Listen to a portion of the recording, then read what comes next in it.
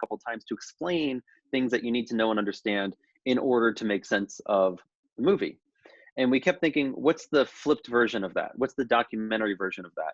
How can we have a documentary that you know is grounded in truth, that you hear from these experts and these testimonies, and yet through that, you can live and experience and feel a story unfolding. And there aren't many models of that. This was something that was a huge creative, like outside of the box, testing this out. Many documentaries have been working with reenactments as a artistic style and technique to be able to convey a historical story. But we were here now trying to craft an independent story that was weaving into the documentary. So this was a fun creative challenge. Yeah. How was the process of finding willing interviewee subjects? What's something that struck me was there was one guy who said that he spent 8 months going back and forth with his lawyers before he then spoke to you. Right. It was challenging at the start. And as we started building more and more people and we were like, hey, we filmed all of these people, would you be willing to go on record as well?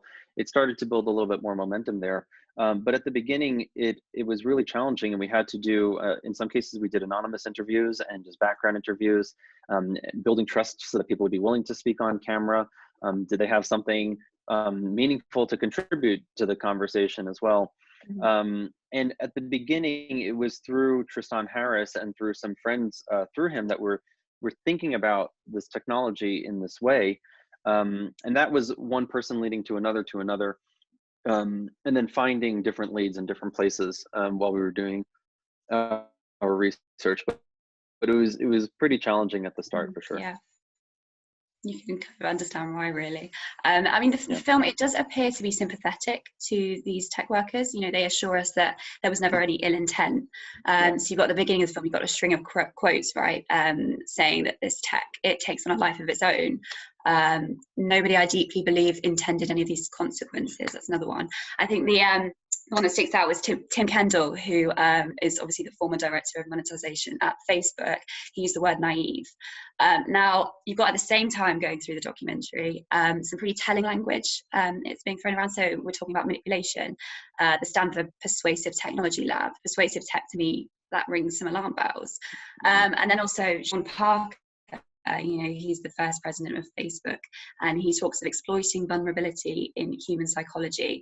He explicitly says he understood what he was doing, and he did it anyway.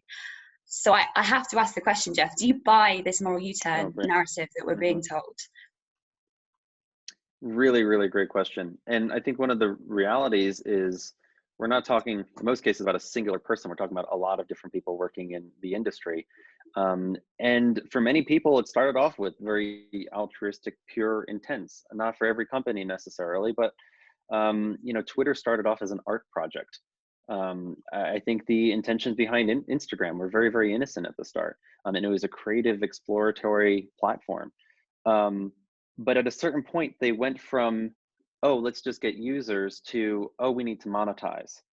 And I think it's that transition that led them down a slippery slope where they made decisions to monetize based off of attention. And it's that transition where, okay, now we're serving a different customer. We're serving our advertisers. Jaron Lanier likes to call them the manipulators. And if we're now serving those audiences, then, oh wait, we have all this data available to us. We can use that. And I think it was a very slippery slope from an outsider perspective, but it's now led us to the system where we are the raw resource being exploited and extracted for, you know, trillions of dollars of revenue. And I think that innocence is gone now. I want to find, I seek out empathy for people who are in the system. And in many cases, many employees that don't have the power to change the business model or change the investor relationship or to change the relationship with stockholders and shareholders and to change the relationship with their venture capitalists or whatever. Like there are so many layers of capitalism that have morphed these things into tools of capitalism that is difficult to reverse engineer all of that.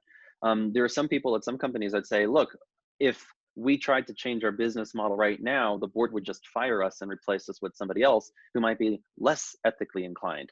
And so we recognize there are problems here, but we still think we're doing the right thing. And I understand that. I mean, this is where we've got a really complex, messy system, and we know that there are consequences to society. I go back to the climate change analogy. A bunch of people once found resources in the ground that they thought were really, really awesome for advancing, human ingenuity and power. And years later, we were like, oh shit, we're having all these consequences, and yet we're stuck with the system. We have this physical infrastructure that's been built out that has financial vested interests and is going to be, has been, and continues to be difficult to transition off of. And we're talking about transitioning an entire industry away from fossil fuel extraction to hopefully energy production. And what does that transition look like for the tech industry? To move away from an extractive attention economy and something that's breaking down our information ecosystem and flip to a different business model, hopefully, that is in society's best interest. I mean, that's the hope and the dream scenario in my mind, is that we evolve past this form of exploitative extractive technology and build something that works in the fullest interest of society. Mm-hmm. Yeah. It almost feels like an extension of trends that we've been seeing for some time. It does very much speak to structures, and that's something we'll definitely pick up on when we bring I'm Matt and Ella into eager. discussion. I'm like, I want Max and Ella in. Yeah, I think they're ready to go. Yeah, yes. I've got one more question and then we'll bring them in. Sure. It feels like this documentary, it's been a long time coming, because on some subliminal level, a lot of us, we are suspicious about what's going on with our data, and it's something we've known for some time. Really, it's kind of like a horrible, hazy sort of knowledge that we keep in a back drawer somewhere.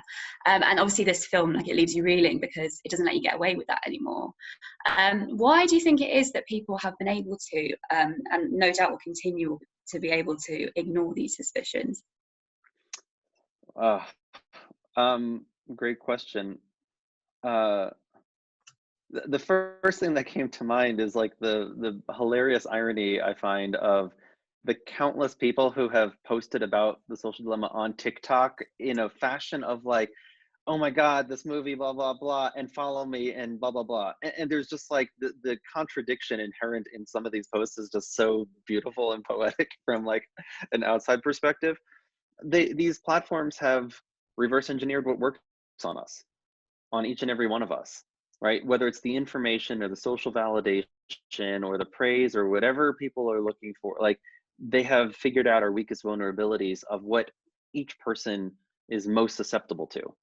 And I reference that from the perspective of Twitter works on some people, but doesn't work on other people. But Instagram or TikTok or Snapchat or like every different platform has figured out like, oh, this person's really susceptible to these types of visual memes of this particular content of like this, as opposed to bringing us towards a shared collective truth and society. I think of these individual platforms, it's like infinite subculture where everybody ends up in their own personalized echo chamber, personalized Truman Show.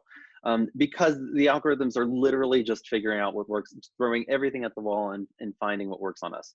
So I think it's hard for us to break away from something that is so inherently pleasing at face value. It was really challenging for me to get off of social media. I was a very, very heavy social media user in the lead up to making this film and during the last election here in the US. And when I started to learn the manipulative techniques, I started to observe them and see them and feel them. And it changed my relationship with my phone when I was like, this is not what I want. I mean, there's a thing that I learned about called the resurrection algorithm.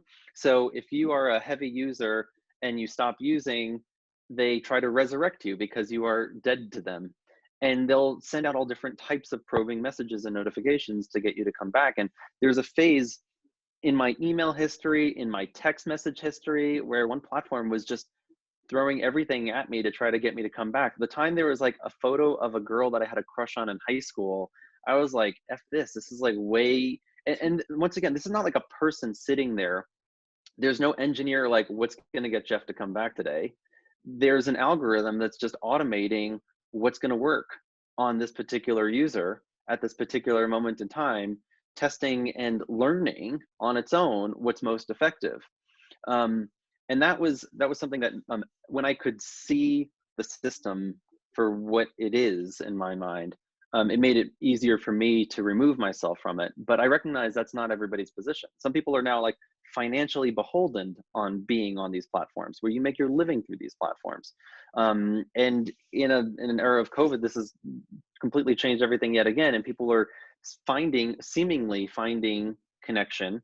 I don't think of it as genuine connection on these platforms, but it's a place where people are getting social validation, and maybe that is providing value to some right now. For me personally, being off of social media has been one of the best things for my mental health and for my time and my creativity and my gathering of real information from actual news sources, as opposed to algorithmically fed kind of reverse engineered streams. But I'll pause there, and I'd love to, excited to expand the convo. Yeah. It's really interesting that you actually like notice like it was tangible, the manipulation techniques, you know, it's like the point is they're designed to be, you're not supposed to notice them, but like I said, you know, you know where to look. This process for me was like pulling back the curtain on the Wizard of Oz. It's like when you can see the machine behind the curtain in the Wizard of Oz, you like it doesn't have its magical appeal on you anymore. Yeah. I guess like practice what you preach. I'm not surprised that you deleted your social media. I think one of the scariest things that I still have mine, and after having watched the documentary, and I'm sure many people will you know have that same experience. Just a testament to how well it's designed, really, I imagine. I think at this point we'll bring in Ella and Matt, just to sort of pick up on this idea on, you know, like sort of individual experiences. These issues, they come down to privacy, and I think many of us will be familiar with the trope that I've got nothing to hide. You know, the prevalence of this kind of attitude, it suggests that there's a problem here with framing these issues. So my question is, how can we get people to care about privacy? And to what extent should we as individuals hold responsibility for the technology that we engage with? So like I'm thinking in particular, the terms and conditions, they are laid out there for you in theory. So that is my question.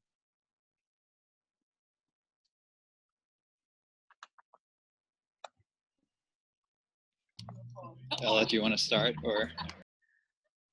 Sure. Yeah. I think it's interesting about privacy. I mean, one of the ways that we look at privacy in sociology is moving away from this idea that privacy is a kind of individual right. So like I need privacy. If I have nothing to hide, I have nothing to fear. So I don't actually need privacy. But actually saying, what does privacy do for democracy? So this idea that actually you can't, for example, it's much, much harder to formulate critique of the government or to hold power to account if you don't have some way of protecting your privacy and doing that with other people in order to do this. So like democracy actually needs privacy, whether or not you as an individual need privacy. So I think you're so right. It's about kind of reframing the way that we talk about it. And that is one way to moving that discussion where someone might not feel the individual need for it. But that is also, I often say to my students, that it's at a moment in time that you feel like right now you might not need it. But in the future, you don't know what's going to happen in terms of who's surveilling you, the powers that be, what kind of categories you're going to fit into, and therefore be a target. So you also can't, you have to think about future-proofing your individual needs, even if you don't feel like you need them right now. Yeah, and I guess to add to that as well, the way that these algorithms work, based on what you described, Jeff, but also sort of going into detail a little bit more, is they classify you, right? They classify you to a particular measurable type. And whilst that measurable type might seem individual because they're very overlapping sort of classifications, they run across a number of people who could very well fit those different classifications and bring them together into a profile. And so one thing that's important to notice is that those things run across gender, they run across race, they run across sexuality, they run across a number of different affections and affinities, and those things need to be deconstructed, right? Like we don't need them to be any more accurate at determining who you are and what you do, but we do need to be able to resist them. And so in order to be able to do that, we have to move away somewhat, slightly at least, from the individualized narrative around this. It's all really, really powerful that a film like this could potentially spur a mass movement towards people sort of opting out.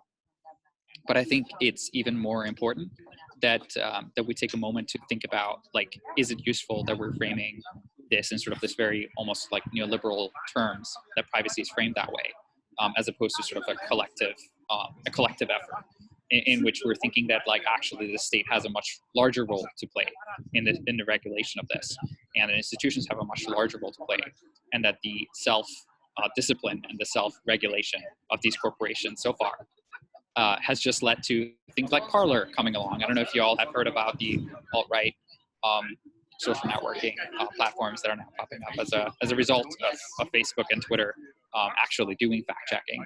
But that's the kind of things that I worry about in terms of the individualized narrative. Yeah, if I could just add to that, I love your point there, Matt. And I think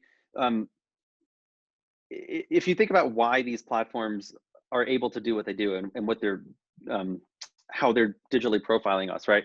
If a company put money into putting a billboard on the side of the highway, that's like a very inefficient use of money, because now you're spending all this money on all these people that you don't want to get your message to.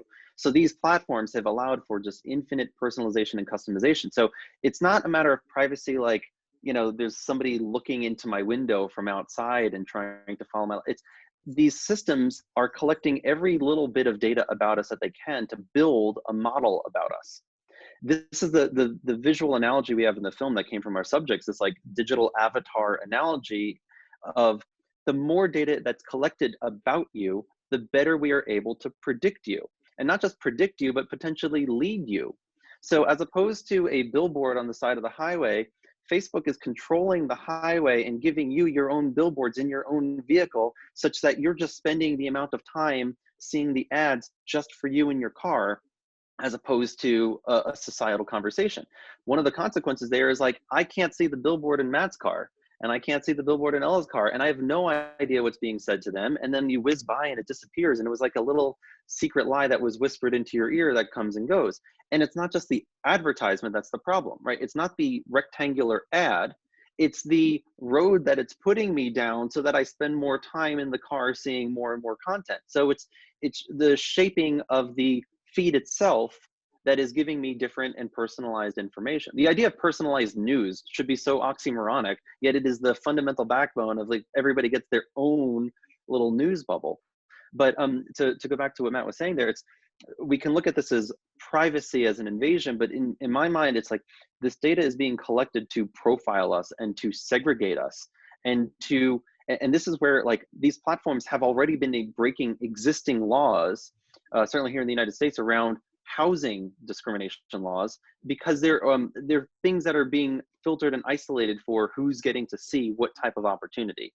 And that's a huge just sort of wake up around, like, they are actually just they're entrenching the systems of division that exist in our society through these platforms and through these algorithmic feeds themselves. Just to pick up on Matt's point there also about how this has a gendered and racialized dimension to it, it's something we absolutely, I believe, we need to put front center when we're talking about these issues.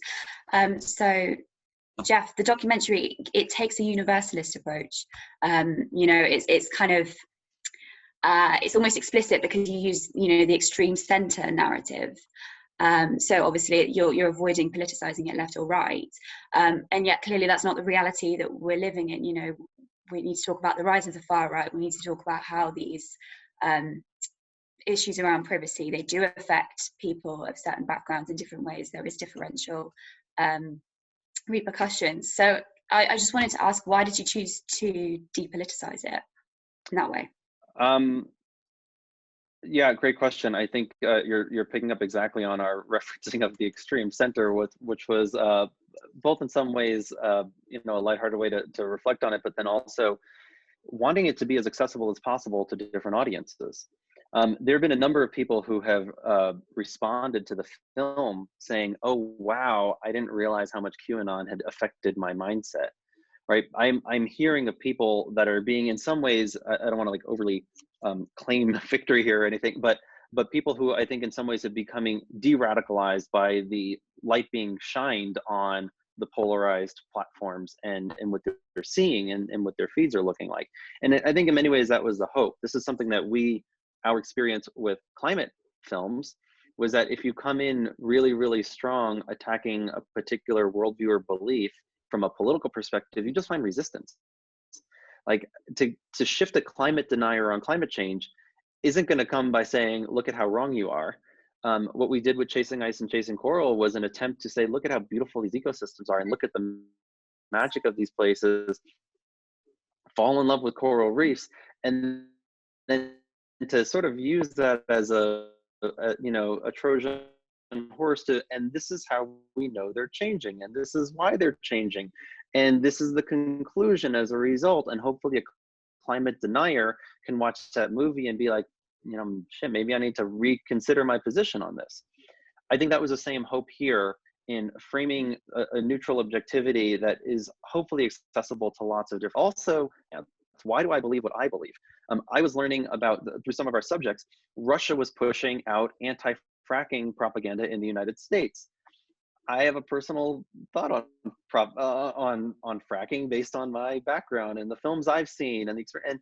And I had to question, like, why was I getting the information that I was getting? What were not necessarily just from political manipulators and bad actors trying to feed certain information into a system that is difficult to track and trace, but from an algorithm just reinforcing a particular worldview.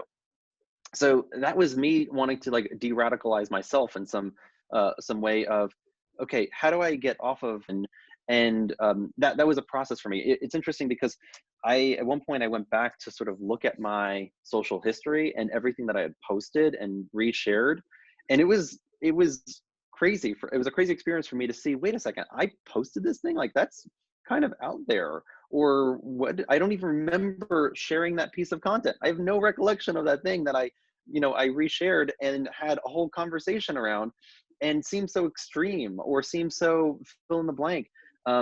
So for me, it has been wanting to make it as accessible as possible for everybody to find their place in the story and how the story is affecting each and every one of us in different ways. And I think that's, in some ways, I would like to believe that approach is what has made the film so accessible to so many different people, to find, whether you're a parent with a teenager who's on their device all the time, or if you are very heavily active in politics, or you're in a country being affected by a genocide, or like different ways for the story to touch each and every one of us.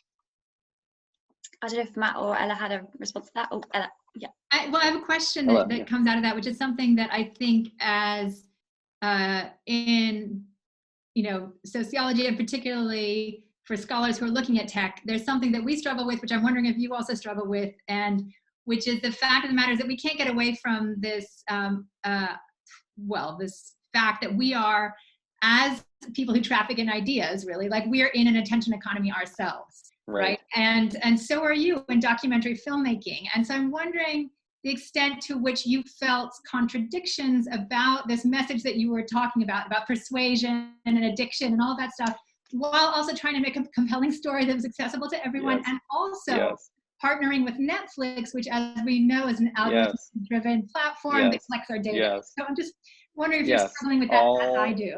All great. I mean, there's one interview that we did with somebody who was talking about manipulative techniques, and he directly said to the camera, "You're doing it right now. You're trying to make a movie that's trying to persuade, blah, blah, blah." And oh my goodness, I tried so hard to get that into the film and to get that scene in, to be like yet another level of meta reflection around, yes, we are, I'm trying to set up a persuasive argument through a storytelling medium. Filmmaking is magic. Like, we literally are referencing it and using these manipulative techniques in filmmaking itself.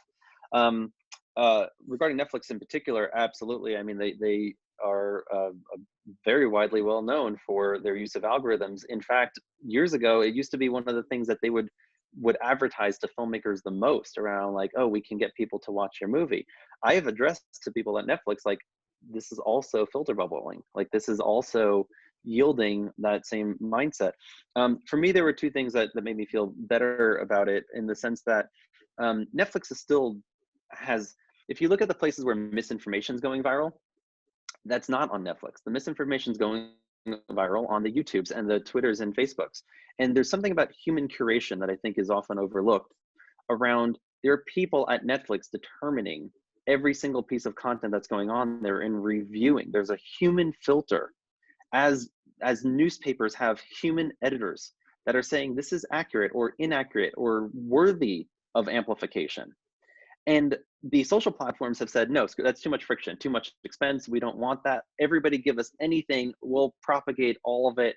And then we'll only, like, if the PR is bad enough, we'll catch the really, really bad stuff, right? And band-aid those particular things. So I think both from the human curation perspective and from the business model perspective, where we still are the paying customer, like, it is still intended to serve our interests. I feel better from that perspective around Netflix as a company. But as we're saying, there are definitely faults and critiques worthy there. The only other thing I was going to add, you're saying, oh, I lost the train of thought there. But yes, that covered the main gist. I would like to raise the idea of accountability. At the end of the documentary, or towards the end, you get the Frankenstein metaphor, and obviously that's referring to things surpassing their creator, getting a life of their own. To what degree is this true, and can we actually assign accountability somewhere? Matt or Ella, if you want to, I can totally jump in, but if either of you have thoughts to share.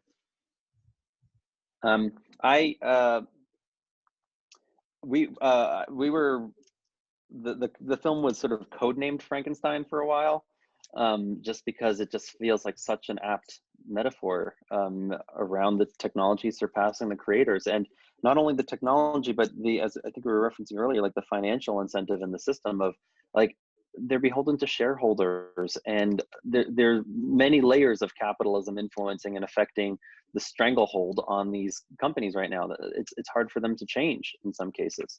In some cases, it's incredibly simple, and in other cases, it's really, really difficult. Like, literally, it's a handful of people that could just write different code that would solve some of these problems, right? It's a much easier problem to solve than climate change from that perspective. But what they're concerned about is the financial valuation and these other consequences of changing the code in a different way, and the system of entrenched money that is holding these systems in place. So the challenge is, how do they find, or how do we make available a transition that can get them off of an extractive business model without completely hitting the self-destruct button? And that's, I look at that as a challenge from the perspective of, that's the only way I can really see us moving off of a system like this, unless there is new and better technology that's completely born that just outcompetes them and replaces them. And that's the thing that I'm also really, really excited about. Imagine social media, imagine social technology that you want to connect with, that you want to pay for. Like Zoom as a great example, where we can have an in-depth, nuanced conversation around a complicated issue that isn't simplified and decontextualized into 280 characters that are seeking to be the most pithy, like, zinger that you can deliver, right? What does a platform like Zoom, or a social technology platform that makes you feel more connected with your friends and family, that gives you greater nuance and context about the world, that makes you feel better after you use it? I would spend money on that. Like, I'd spend a bunch of money. Who's going to design that thing that every TikTok user and Snapchat user will just migrate to, because it's just making their lives better, right? That's the question that I would pose around, can we just, there's a saying, and I've heard it attributed to Buckminster Fuller as well, but this notion of, to change society, you have to throw a better party. To change a technology platform, you have to design something that makes the old system obsolete, right? And so how do we offer that here with the technology system that can make our existing system obsolete? That is an inspiring and exciting notion in my mind. That is a massively difficult bar to live up to, and that I haven't seen or heard that easy solution there, but that's something that does give me hope. Sorry, can I jump in here, Eliza? Please. Yeah, of course. Sorry, I didn't realize. I think you've had your hand raised, and I've been silencing you. I'm so sorry.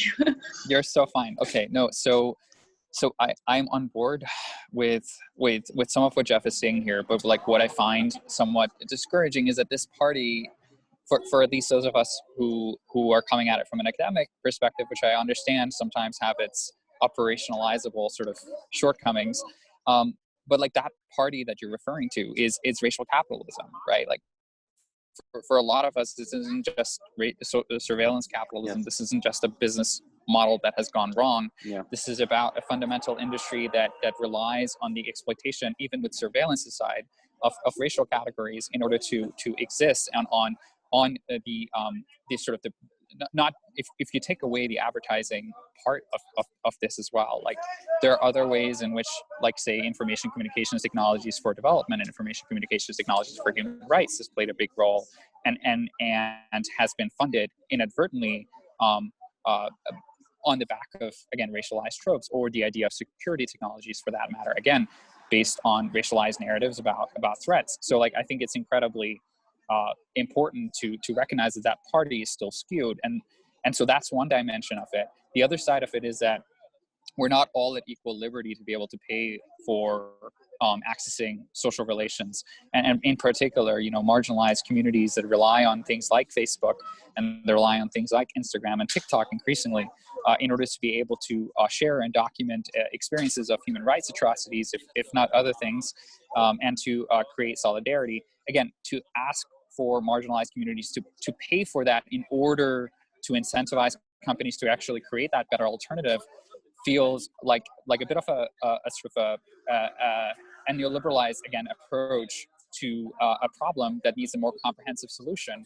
And there I would ask if the question in terms of incentives is more regulation driven than it is neoliberalized, and that it is driven by sort of individual companies' goodwill and their incentive towards creating a profit from a different model. I mean, can we imagine the social network as a public good?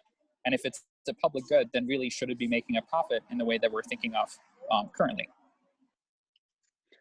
Completely with you on all of that, Matt. I mean, one of the things I struggle with from a regulation perspective is how long it's going to take, the debates around what type of legislation is being considered and on the table, and potential pitfalls from that as well. But I'm completely with you. Like, the real solutions in my mind necessitate regulation. And the challenging thing is I haven't seen from anybody, and I'm curious if you have thoughts or resources on this, like, what's your wish list of what if you could write the legislation, if you literally wrote the legislation and passed it to a representative to say, put this into law, what would that be that would solve the greatest number of these challenges and problems? And that's personally, I'm extremely hungry for insight and guidance on that. I have my own, like, back of the napkin, I want to do this and this and this and this, but it's how do we implement meaningful regulation that does address these issues?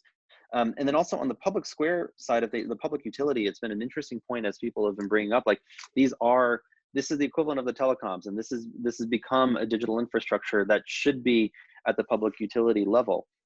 That would drastically change the shape and the look of these. I'm also curious and skeptical about what algorithmic amplification looks like in that world. And we're in an interesting odd space right now, and speaking as an American with an American lens on our First Amendment and free speech, the things that are happening on these social platforms don't actually apply to the First Amendment in many cases, because these are not the government. The First Amendment is around government regulation of speech, so that the government won't arrest you or disappear you for saying something against the government, what have you.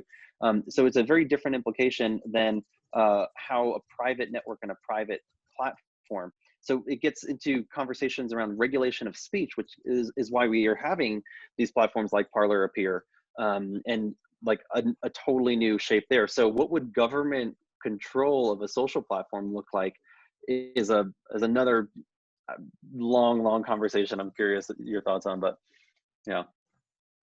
No easy solutions. I think that's basically the end result of much of this. Yeah, very interesting points. I want to just jump in and say that, to what extent is this also a scale issue? I think some of the convincing and really important work that's been done about why, say, racism and sexism surface so readily on these social media platforms is to do with the way that these have been constructed to meet the needs of the majority, and like in a huge customer base, right? And so to what extent, I mean, for me, one of the places where regulation could do something is about scale, and is about saying, actually, sorry, this doesn't work, where you have to sort of, make profit by appeasing to the lowest common, well, not the lowest common, but like the majority population, right? But rather saying, one way forward from this is actually what has felt in a way in some other spheres feels like a step back, but is saying actually local communities have their local interests and their local conversations. Completely with you on that. I think there's a mindset around friction, that these platforms constantly designed for the least amount of friction possible, right? Journalism has built-in friction, like by its structure, it is like diligent reporting, talking to a lot of people, fact checking, editors, review, like all of that is friction in a system to hopefully create higher quality information. Many of these platforms are like, how do we, as frictionless as possible, allow things to spread as fast as possible, right? If you have a public square, you're not amplifying your message to 100 million people in the public square. Like, there are only so many people that you can talk to and have a conversation with at a time. And another thing, just to add on to that, is the concept of a Dunbar number. That you can only really have like meaningful, close friendships with 150 people or so. And what is a human scale that works for society, that works for people and how we engage with each other? The idea of maintaining thousands of friendships is something that has been a newly introduced thing to our world, I believe, through these platforms, because of the inherent language and usurping of the word friend to mean anybody you've ever met or anybody that has been recommended to you. I remember, like, in the early days of Facebook, if there was a friend recommended to me, we had 5 mutual friends, and it was like, oh, how do you know? Oh, you know Ella too, and oh, you know Matt, and oh, that's amazing. And now, that's a people you may know algorithm. This is one of the growth hacking techniques that they exemplified really, really well. And you might know this person because you know similar people. And now it might recommend somebody, and there are like 200 mutual friends of whom I don't know 190 of them. So these aren't real meaningful connections. And yet we've puppeteered the system around these manipulative techniques for growth that are, it goes back to the scale and friction mindset. Like, these aren't designed around how people work.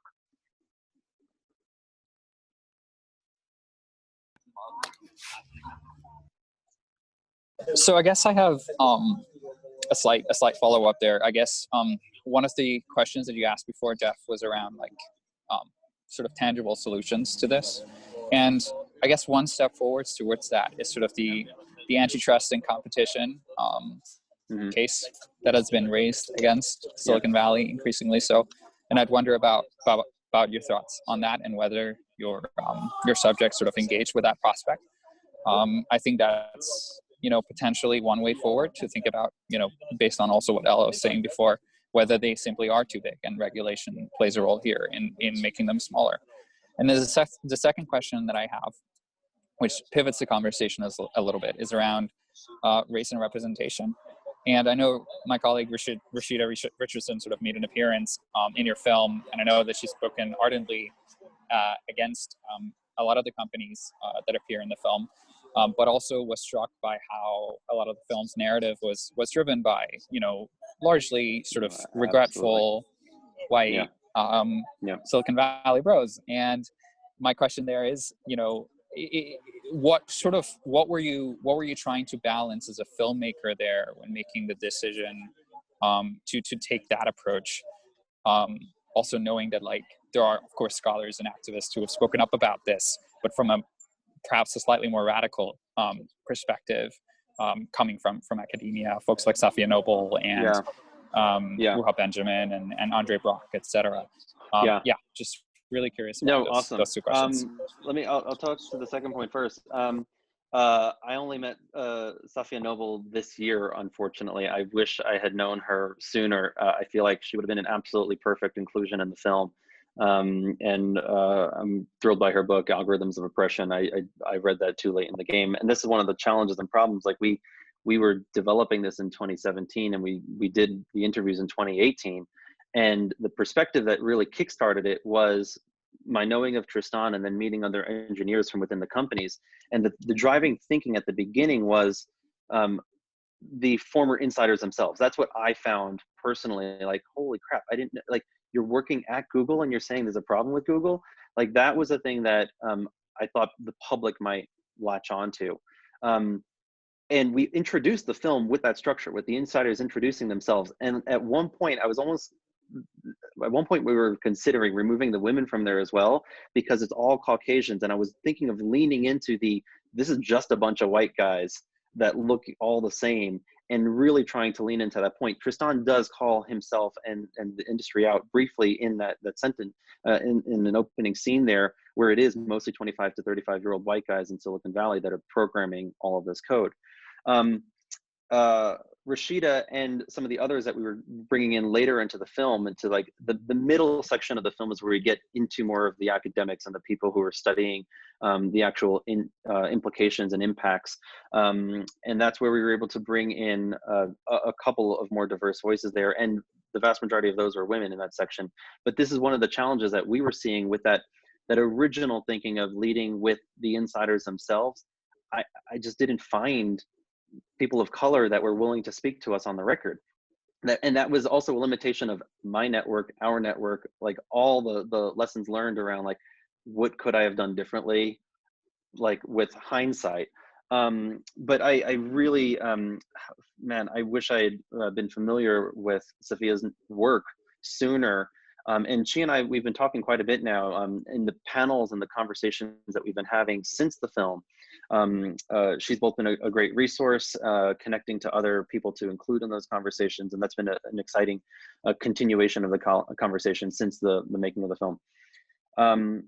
Regarding the antitrust point, I am a fan of antitrust for mostly just the notion of like, we need to do some regulation and remind these companies that we can and need to and will regulate them.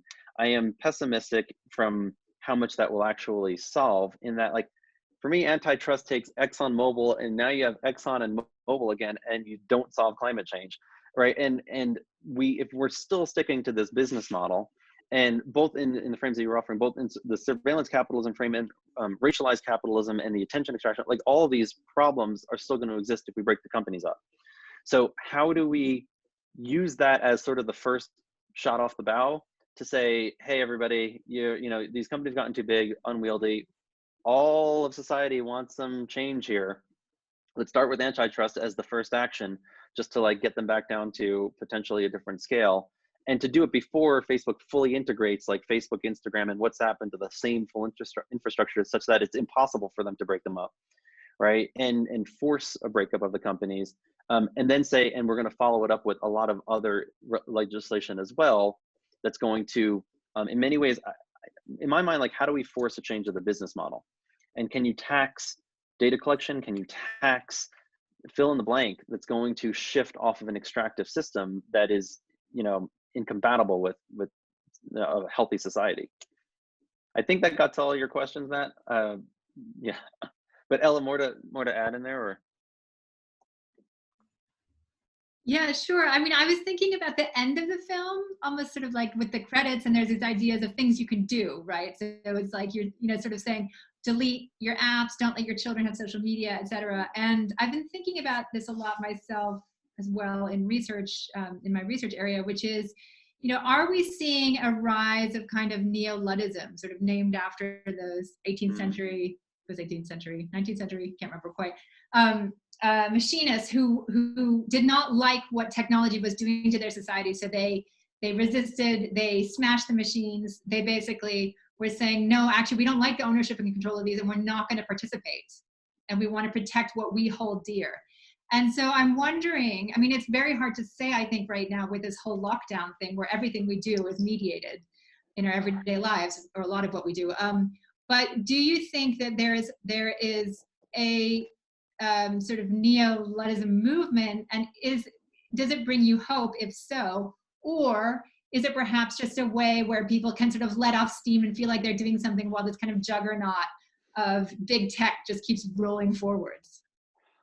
That's a really great question, and I personally am pro technology to a crazy, like, I freaking love tech. Tech is awesome when it's designed for us.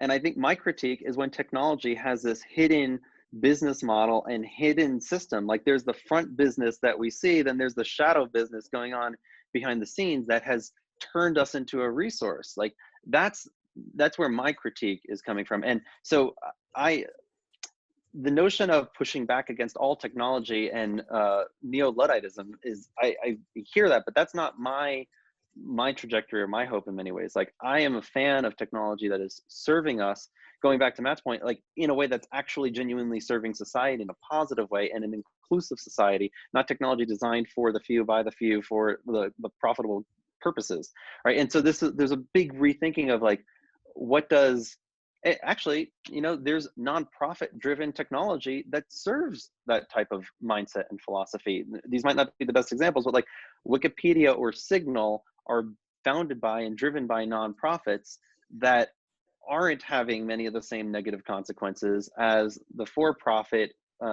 surveillance capitalist companies that we're describing. So I don't know, I just conflicted feelings there. I used to be the person that if there was an option to plug a chip into your brain to connect to the internet, I would have been the first person in line, because that would have been like freaking amazing. Now, I don't trust any of the companies that would develop something like that. So my resistance is not to the idea of that capability. My resistance is to the lack of trust in the companies designing it for my best interest and for the public's best interest. AI could be such a powerful, if my doctor had everything about my DNA and my health and all of that, and was designing stuff just for me to live a better life, that's amazing. I want AI that is designed for humanity, not against it. And I think this is where we get into the challenges and nuances of what does that path look like. Jeff, I'm just going to dip in there. I'm aware that you have other commitments after this. Are we doing all right for time? Yeah, I have a few minutes left, but I do have to hop pretty soon. I might end then on a bit of a positive note, perhaps. My question is, where can we look to for hope for the future? And then in brackets, perhaps a new project. Do either of you have hope? I mean, frankly, I don't know. I don't know if this is the moment to hope. I think this is, okay, I'm going to make 2 points. One of them is going to be uplifting, and the other one is going to end it in a sort of an uplifting note. And that is to say that I don't think this moment is particularly uplifting and hopeful. And I think that's a good thing insofar that it allows us to see the world and the actors that take advantage of it for what it really is, and to tap into those asymmetries and those inequities, and to once and for all have this battle royale, right? As it were. Like, the social dilemma does a really fantastic job at creating public engagement with an issue that the scholarly community have been speaking of, perhaps in sort of silos a little bit for a little while. And now the question is, like, can we bring those two communities together in a way that allows us to benefit from the insights of the scholarly community and the sort of public engagement efforts of folks like yourself, Jeff, to really have this out with Silicon Valley and big tech. And then the second point is slightly more uplifting insofar as to say that, like, for the last 2 decades, there have been scholars and activists of color, decolonial scholars, indigenous people of color in particular, who have been writing on and investigating the impacts of algorithms and the impacts of social media platform and their algorithmic sorting, as well as the impact of surveillance in general on their communities. And they've been impacting them not just from the sort of metric standpoint, but like from the sociological impacts. And I think bringing that back into the fore now more than ever is important and sort of a crucial endeavor. And so I'd say, you know, for folks here who are despairing, these authors are not only providing a critical insight into how these systems work on marginalized communities, but also are suggesting alternative ways for tackling this, and are talking up it from a structural perspective. This isn't just about a business model gone wrong, right? This is about an underlying system that allows for this business model to exist in the first place. And you know, Ruha Benjamin calls this the new Jim Code, because it is wound up with race in a much deeper sense. And so I'd really recommend that, you know, whether it's Safia Noble or whether it's Ruha Benjamin's Race After Technology, I really recommend getting into some of those literatures.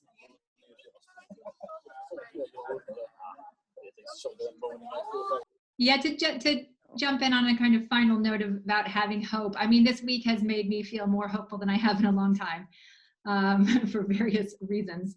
But I think, you know, I totally agree with you, Matt. I think that, you know, one of the so we talk in the course I teach on media culture and society, for example, we talk a lot about critique and what we're doing when we critique, and what we want our critiques to do, right? And there's this sense that it is really important to unmask these things and to show, the sort of, open the hood and like look inside the engine and show exactly what's going on, which your film does wonderfully. But the other part of critique is building back up and showing the path out.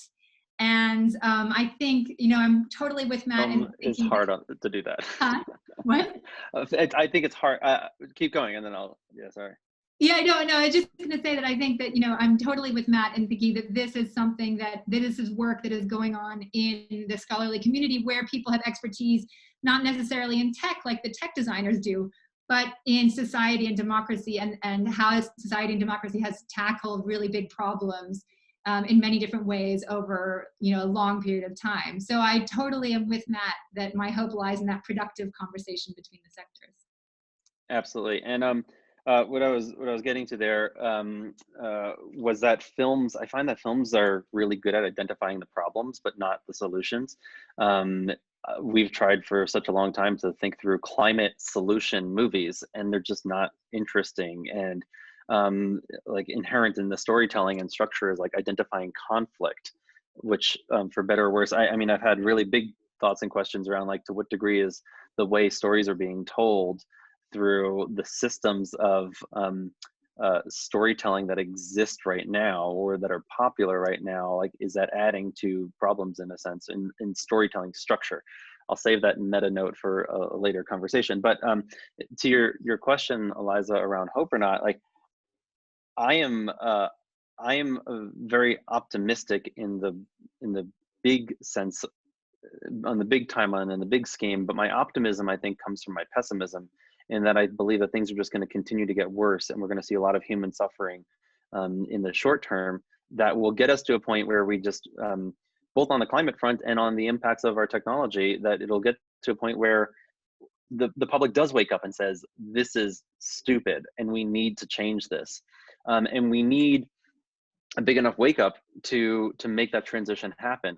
So I am optimistic that we will make those changes. It's just the stress for me is like how long it's going to take for that to happen, and how much human suffering is going to happen in the interim. But ultimately, I do believe we're going to we can just recode this stuff. Like the opportunity to change this is tangible and it's there. I want to pick up on your choice of the word recode, but I think we're probably running out of time there.